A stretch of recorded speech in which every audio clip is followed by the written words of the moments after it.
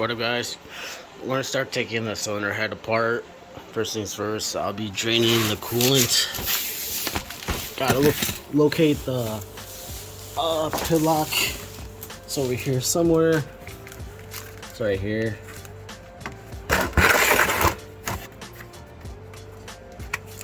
Start draining the coolant.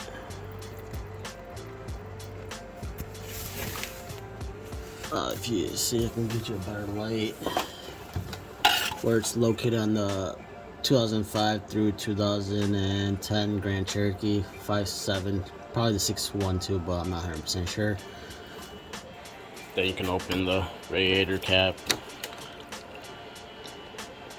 Let that still drain to that. Now I'm gonna start taking off the intake right now of these 8s. And just pull it off, take the hose off.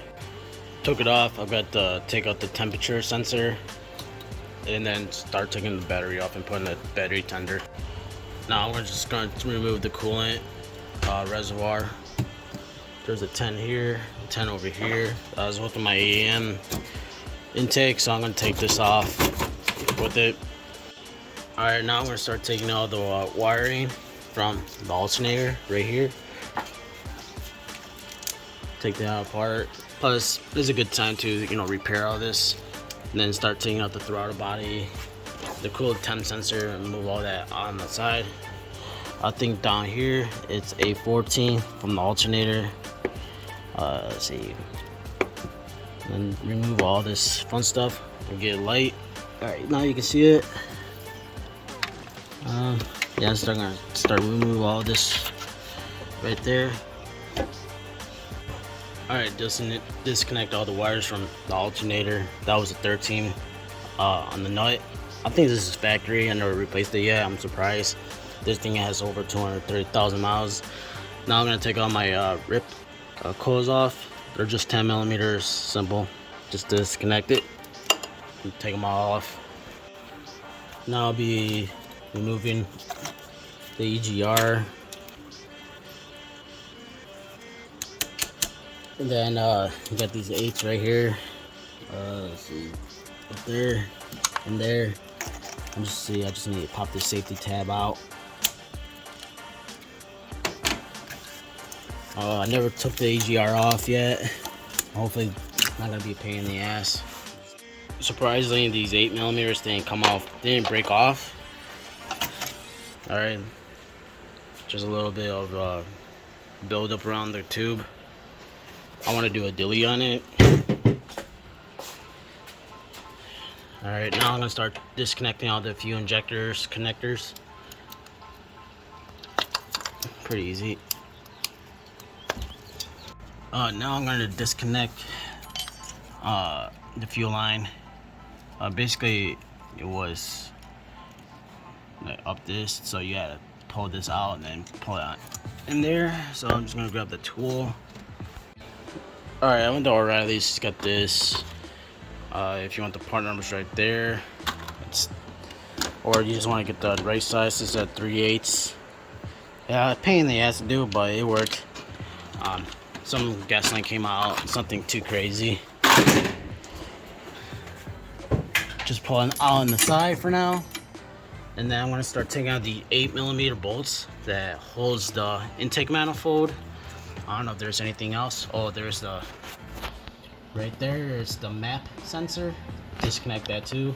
I'm gonna let you know in a bit what else I need. Took the manifold off. You got the bolts here, there, and here. And then the left side. I mean right side. I mean. Then you pull this out, then you can get to the map sensor a little easier now. Now, you can see all that carbon build up in here. That's cylinder number 2, 4, 6, 8. That's 7, 5.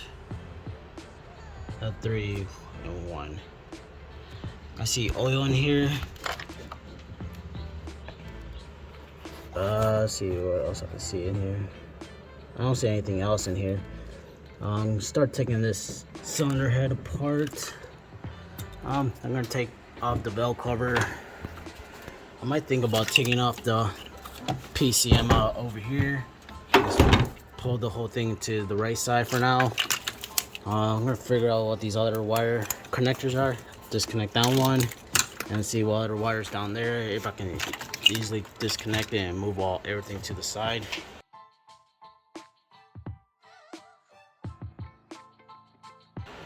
Alright guys, I kind of went over ahead right now, but I did the first two.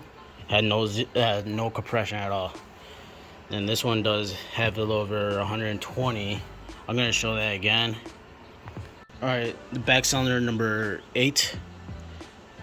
We got 100 and probably 160. I don't know, around that area.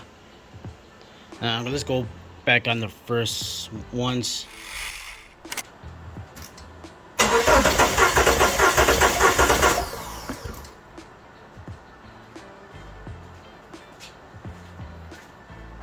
And the gauge didn't move, so cylinder number 4 is shit. And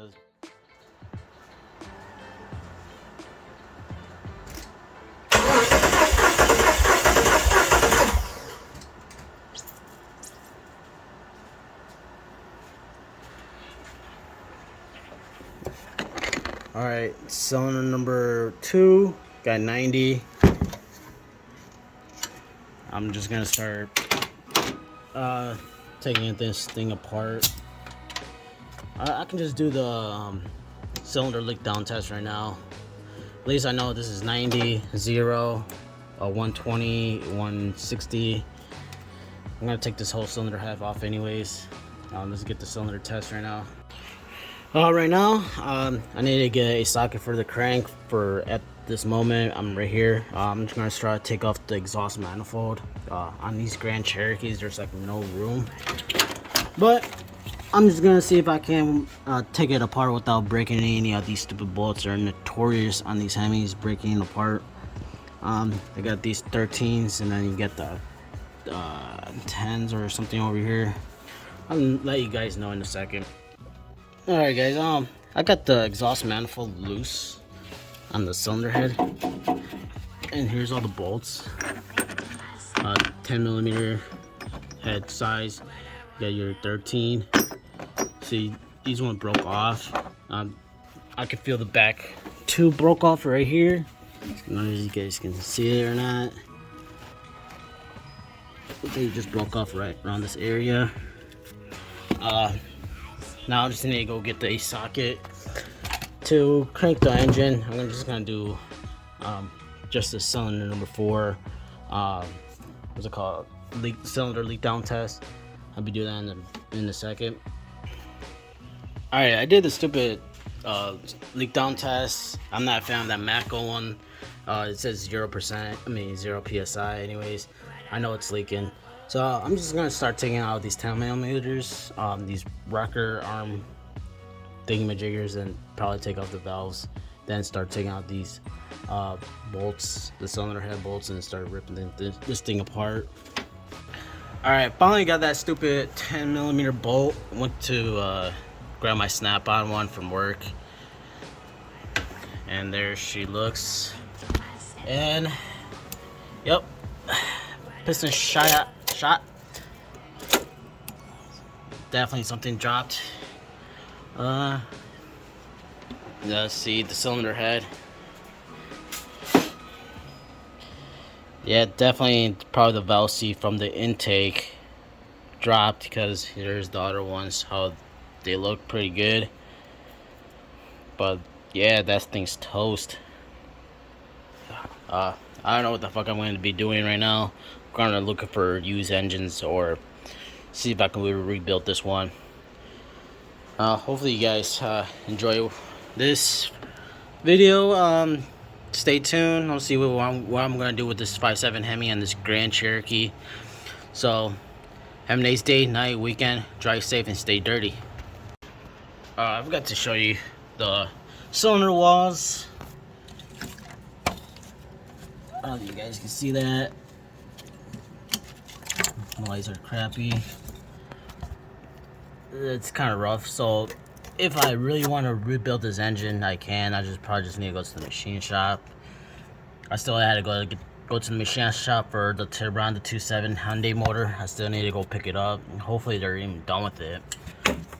And that's pretty much it, guys.